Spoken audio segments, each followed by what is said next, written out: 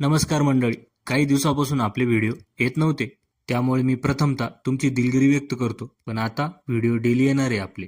आपली घरची मोटर चालत नव्हती, म्हणून आपले वर्गमित्र तौफिक भाईंकडे तिला घेऊन आलो होतो.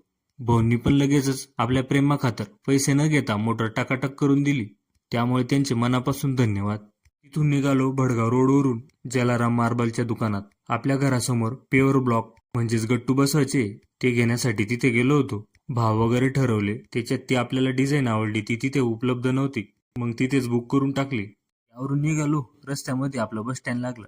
आपल्या बस स्टँडसाठी तर एक लाईक झालाच पाहिजे. पुढे महाराजांचं दर्शन घेऊन स्टेशन रोडने डायरेक्ट चाळीसगावातील मेन जिओ ऑफिस गाठलं.